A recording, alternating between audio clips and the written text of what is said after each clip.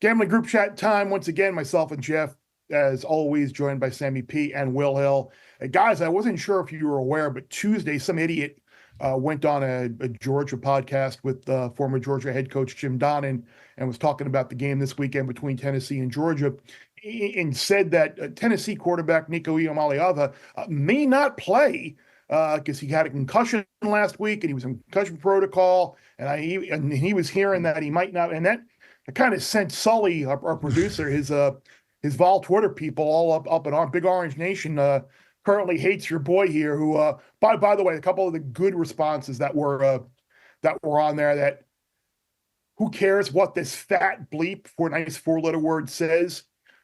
He was fired by ESPN, that's only half true. Yeah, I am overweight, but I wasn't fired. I actually got a nice deal from Fox after my contract was up at ESPN. And then what the hell does he know? All his picks on FanDuel are always wrong anyway. And I'm not sure. Maybe are they confusing me either with Gronk or maybe Kay Adams on FanDuel? I don't. Last I checked, I don't make picks on FanDuel. Every now and then I do get the big noon parlay on DraftKings, which is good. We hit it last week at 6-1, which was quite nice. But yeah, Tennessee fans not liking my I don't want to say report, but me being kind of told by someone who kind of did a little digging there about Tennessee's quarterback may not playing. We've seen that number now. I think it's up to 11 in some spots total, around 48.5. So you're probably late to the party if you were looking for the best number on Georgia. I still think under is a great way to play this game, Sammy, because I think even with Nico, if indeed the intel's wrong and he does play, you're probably not going to see very many points from the Tennessee offense. And the same side, does Georgia right now offensively have enough to really move the ball time after time again and score on Tennessee? So I think under right now with the numbers that are out there are probably the best way to play this game. My favorite responses, though, are the ones that say, you'll never make it without Stanford Steve. Stanford Steve carried you. Yep. Those are my you'll never cut it without Stanford Steve. Oh, the best. We were together. I mean, you're separate, forget it. No shot for either of us without each other to just post a picture of yourself in scanty clad clothes. What do I know? I never played the game. You guys are both doing fine, for the record. Not that you need my validation. Look, Nico's practicing.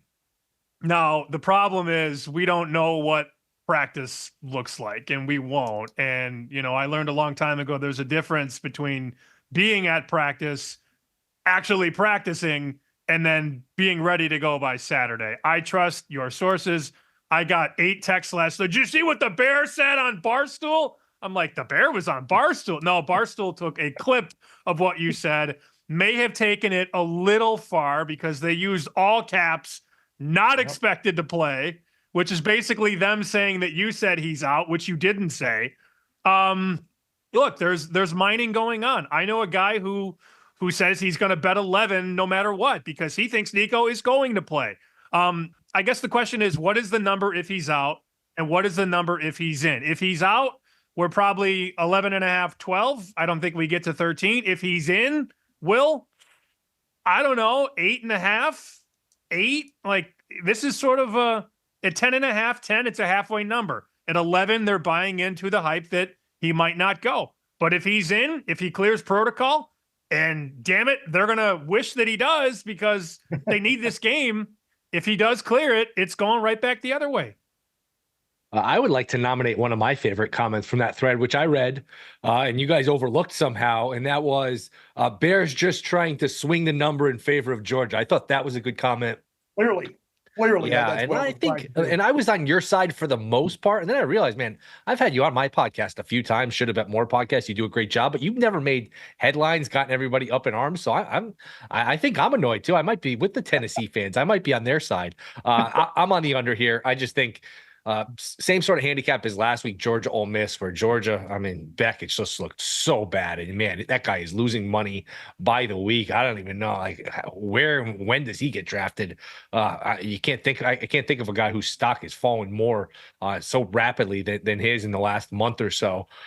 They're going to be conservative on offense just to protect them with the turnovers. They don't look. McConkey and Bowers, you watch them in the NFL, they're really good. They haven't replaced those guys. Just not that good on offense. They got whipped up front. front, which I think the offensive line will play better this week. They're still pretty good defensively up front.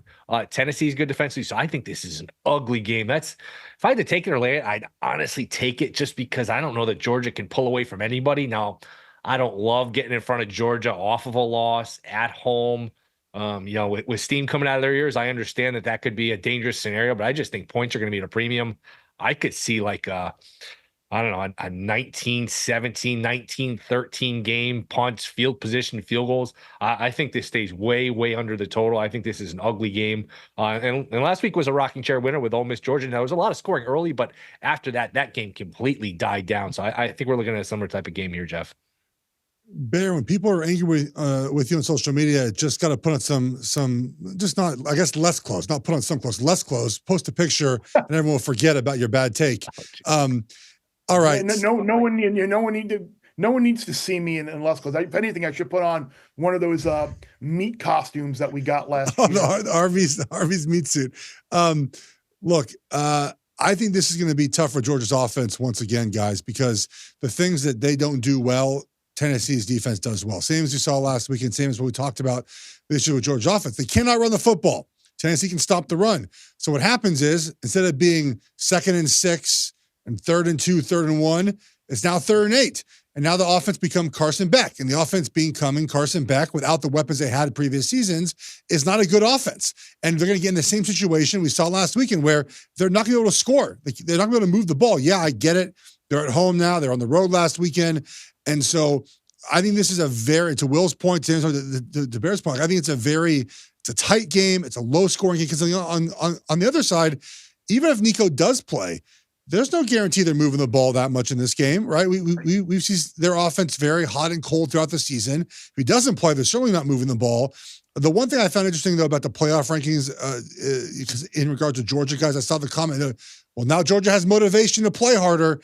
I love how, Georgia doesn't need motivation to play harder, guys. They already have to win this game anyway. Bear Bets full episodes drop twice a week right here on the Bear Bets YouTube channel. Remember to subscribe to stay ahead of the odds, and let's celebrate all of our wins together.